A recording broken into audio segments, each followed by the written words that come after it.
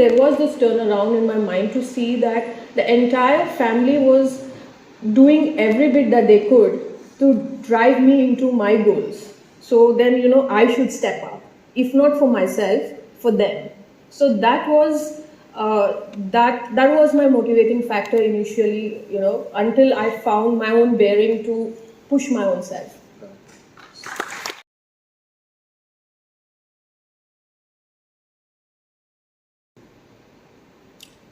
I would say my first coach who actually taught me the basics, who showed me the dream that I can play for India. I think he was a very, very strict coach, I think even more than my father was to me. Because his way of teaching me the sport was very different, unconventional. And he never seen me as, okay, she's a girl, so let's go easy on her. He would make sure that I was competing with boys way older than me.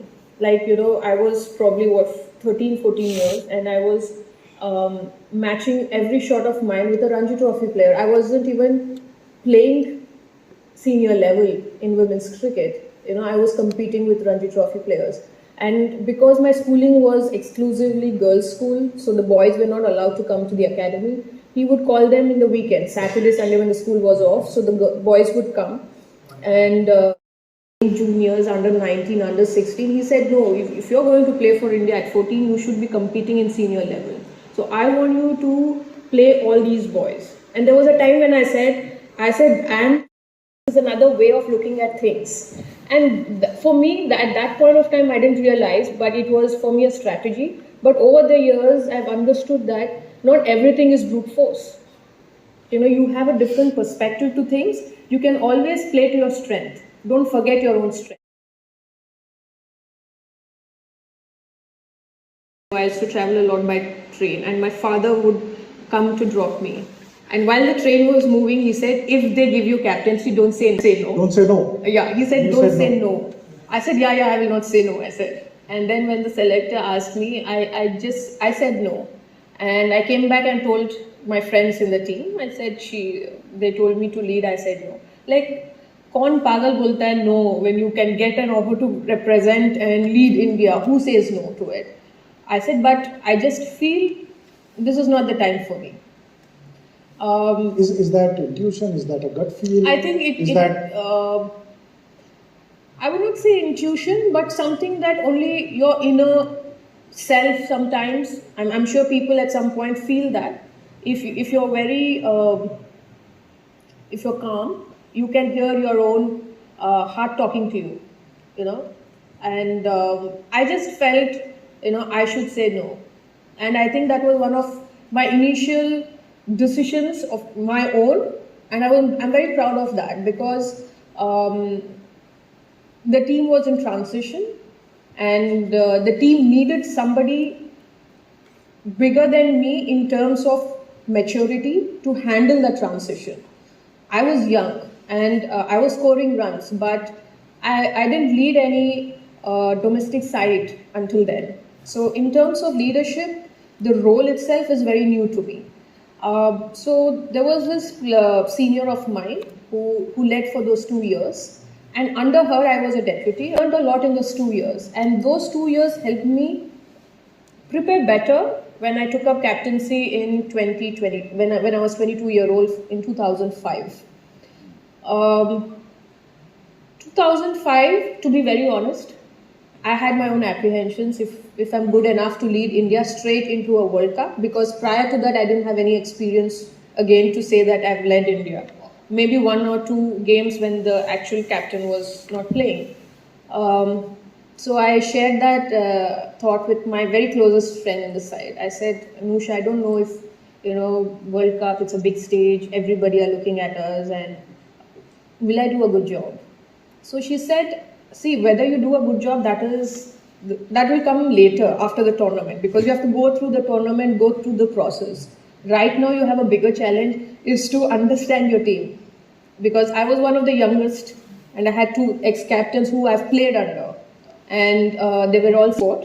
When you lead India and then either you're sacked or you resign and you play as a player, the relationship with your teammates and with the team changes.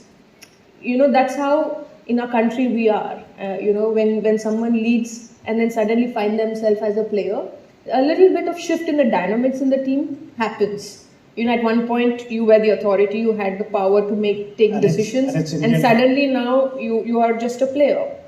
So she said, make all those players, all those seniors feel important, feel wanted in the side. Make sure as a person of the field is what you get onto the field. There's no two different characters there. So lead by example and be honest, like you said.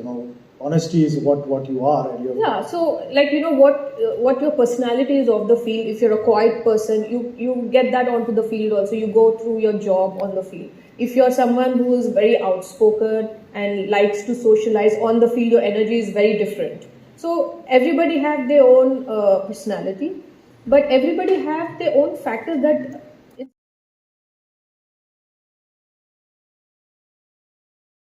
My father had to reach out to my school and to his own, he was working in a bank, to his bank managers and everybody to reach out for, financial help. Like, is there any way that you could? That's when my school stepped in, his bank stepped in to sponsor me for my first tour, my debut tour to England. So, and when I broke the world record in 2002, Did you beat the Pongs? You won't believe, for that tour I travelled unreserved from Hyderabad to Delhi, and I had to share a berth with one of the co-passengers' daughter, because I didn't get reservation in the train. It was a last moment thing, and all through the journey I was worried how would I travel. It's a 24-hour journey from Hyderabad to Delhi on my own, and I was 19-year-old, and I was just praying God, like I said, how will I reach Delhi unreserved?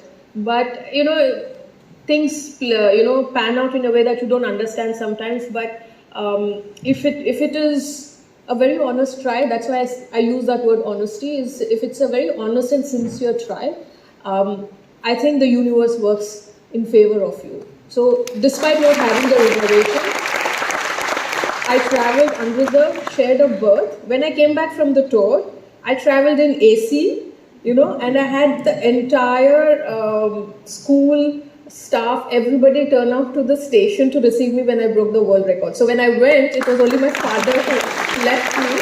And when I came back, I had the entire city there, sports minister at the railway station to receive me. So That's the I least think, we can do. that's how life is, isn't it? What was the world record you broke? I broke the world record for the highest individual score in an innings. That was 214 I scored.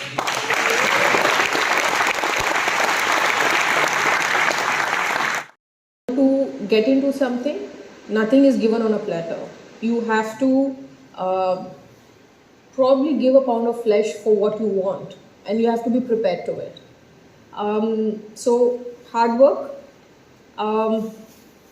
Second is, whatever role you do, even if it is insignificant, sometimes smallest of small role, always do it with a lot of love and take pride in that responsibility which comes to that role, because whatever you do is a reflection of your personality. You get yourself into that, how do I put it, like your essence in that role, whether it is leadership, it's a player, if it's a CEO, whatever role that you play, parents, siblings, whatever role you take, people will look at you looking at the performance of how you do that role, and it always reflects who you are through the role. So don't take any role lightly or for the fun of it. If you do with a lot of love, people can read that. So like Pride and responsibility. I think that is something that is missing in most instances. Yeah, like say for Not example, realizing that it's a reflection on you. Yeah. Say I got into commentary last year, and I'm very bad at Hindi because that's not a language that I speak that often. So to do that on a live game was very difficult. Broadcasting is completely different to being a player on the field, and to do in a language that you're not comfortable with. So I had a lot of trolling. Really? And to be very honest, I didn't want to continue commentary, but I had people around to give me that confidence, like everybody goes through it, just be a little more patient with yourself. But what I did one thing on my own is I decided if I'm going to, whatever days I do commentary, I'll work on it.